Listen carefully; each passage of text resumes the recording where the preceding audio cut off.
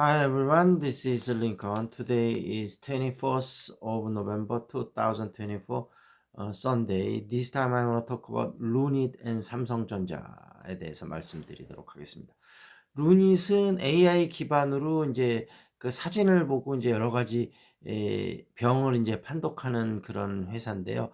특히 폐암하고 유방암을 집중적으로 좀 하고 있습니다. 그래서 뭐 루닛은 뭐 요런 관련 대장주인데 예전에 미국 진출 소식 때문에 한 12만 원 넘어서까지 올랐다가 최근에 조정을 많이 받고 4만 원대에 머무르고 있었는데 최근 아스트라제네카하고 좋은 소식이 있어서 최근에 좀 6만 6천 원까지 급등을 했다가 살짝 조정받고 있는데요.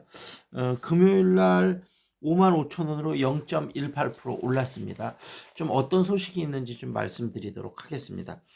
아스트라제네카라고 이제 글로벌 기업인데 타그리스라고 이게 이제 그 폐암에 이제 쓰이는 약인데요. 1년에 한 8조 정도 되는 블록버스터 약인데 이게 이제 폐암 이제 의심이 되면 이제 그 엑스레이나 뭐 이제 CT나 뭐 여러 가지 사진을 찍고 이제 그걸 보고 이제 의사들이 판단을 하는데 한 30% 정도를 못 잡아낸다 그럽니다. 근데 이제 AI를 기반으로 해서 여러 가지 데이터를 많이 학습을 한 루닛 인사이트인가요?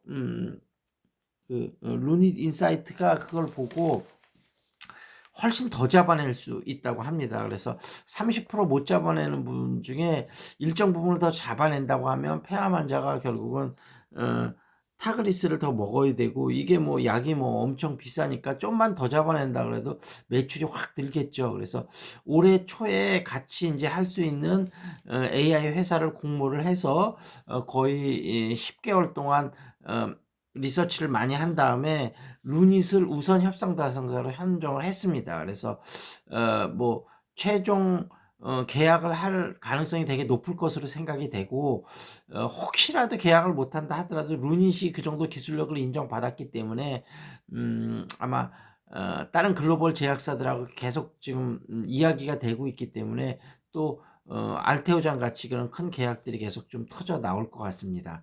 물론 알테오젠이 요즘 좀 그 소송권 때문에 조정을 받고 있습니다만 그래서 어찌됐든 루닛이 매출도 가파르게 늘고 있고 올해는 아직까지는 영업 적자입니다. 올해 예상 매출이 548억, 영업 적자가 마이너스 619억. 그러니까 아직까지도 굉장히 투자를 많이 하고 있다는 거죠. 다만 부채 비율은 작년 기준으로 13.96이니까 지금 자금은 많이 확보돼 있습니다. 그래서 이런 아스트라제네카하고 계약이 된다면 내년서부터는 아마 영업 흑자를 좀 기대해봐도 괜찮을 것 같아요. 그래서 루닛 이제 시작이니까 알테오젠 같은 거 뭐 오르는 거 보시지 않았습니까? 그러니까 아마 소액으로 조금 담아두시면 괜찮을 것 같다 이렇게 말씀드리고 삼성전자는 삼성전자가 이제 HBM3나 HBM3E가 좀 출시가 늦고 아직까지도 발열 문제 같은 게 완전히 잡히지 않아서 좀 엔비디아의 납품량이 굉장히 적은데요.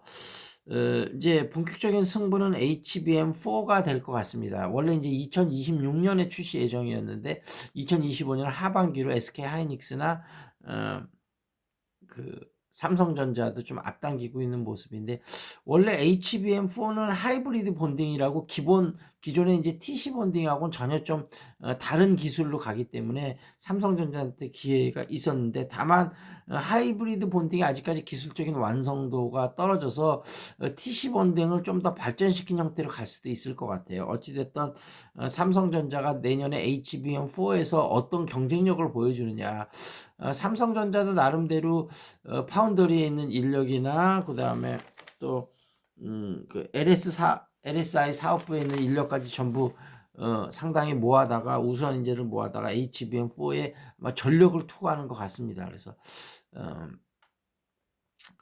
삼성전자가 어떤 경쟁력을 보이는지 한번 좀 지켜보도록 하겠습니다.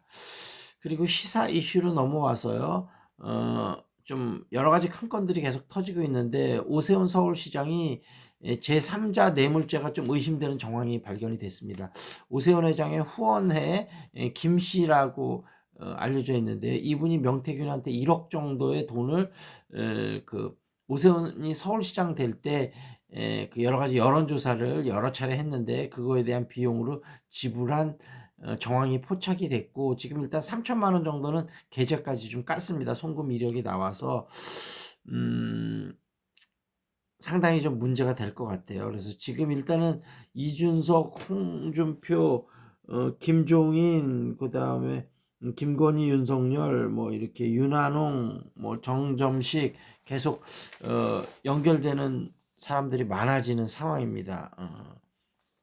그 다음에 김진태도 있고요. 그래서 어찌됐든 그런 이슈들이 지금 터져 나오고 있다. 그리고 여의도 연구소에서도 지금 여러 가지 여론조사를 그 한국 여의도 연구소인가요? 거기서 여의도 연구소가 아니고 미래한국연구소 명태균 씨가 실질적인 오너로 있는 거기에 여러 가지 여러 번 돌렸다고 하니까 그리고 이제 비용을 지불을 안 했다고 하는데 그러면 이 국민의힘 당 전체가 여러 가지 문제에 또 휩싸일 수 있게 됐고요. 그다음에 명태균 씨가 또 1억의 자금을 받아서 대통령실의 6급 행정관을 로 집어넣었다고 하는데 재력가 아들의 취업 청탁을 받아서 그렇게 했다고 하니까 이런 부분에 또 문제가 좀 터져 나오고 있습니다. 그리고 이제 그 윤한홍 의원을 민주당에서 윤리위에 제소를 했다고 합니다. 그래서 윤한홍 의원도 명태균 씨하고 통화한 것까지는 인정을 했는데 다만 단순한 통화였었고 뭐 회유하려는 그런 건 전혀 없었다 이러는데 뭐 조사를 해서 밝혀져야 될 것 같고 지금 그런 국민의힘 의원들이 뭐 정치가들이 전체적으로 그렇습니다만 왜 이렇게 거짓말을 많이 하느냐 여기에 대한 이야기들이 나오면서 결국은 정치인들은 본인한테 이익이 되면 그걸 선이라고 생각을 하니까 거짓말 하는 것 자체가 그렇게 나쁘다는 죄의식 자체는 없는 것 같아요. 그래서 그런 부분이라고 좀 생각을 하시면 좋을 것 같고요.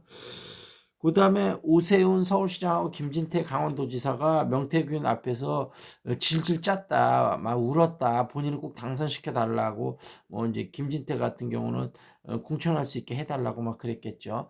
그래서 그런 부분이 사실인지 어떤지는 하여튼 뭐 명태균 씨는 그렇게 좀 주장을 하고 있습니다. 그리고 그 주말에 토요일 날 인파가 엄청나게 많이 모였다 그래요. 그러니까 결국은 그 국정농단을 항의를 하고 그 다음에 지금 대통령 퇴진이나 임기 단축, 뭐 탄핵 이런 걸 요구하는 집회죠. 근데 이번 집회에서는 행진을 했다고 합니다. 행진을 하면서 얼마나 많은 사람이 모였는지 이제 좀 세가 과시가 됐는데 뭐 이것이 직접적인 영향을 가는 건 아닙니다만 이렇게 많은 사람들의 민심이 모이고 뭉치다 보면 하나의 여론으로 형성이 되고 이러다 보면 용산도 상당히 좀 압박감을 느낄 수 있고 사법부도 뭔가 지금 여권에 유리한 재판들을 상당히 많이 하고 있는데 좀 흔들릴 여론에 좀 흔들릴 가능성도 좀 있어 보입니다. 그리고 이제 이준석하고 장해찬하고 사이가 굉장히 안 좋았었는데 한동훈 이번에 그 댓글 의혹이 터져 나오면서 여기에 대한 서로 정보를 주고받으면서 공격의 수위를 또 조절을 하고 있다고 하니까 또 어떤 결과가 될지 좀 지켜보도록 하겠습니다. 자, 궁금한 종목 있으면 유튜브에 댓글 달아주시고요. 탁구, 재테크, 영어회화, 용인수지 쪽이니까 관심 있으신 분은 연락 주시기 바라겠습니다. That's it. This is Lincoln. See you next time.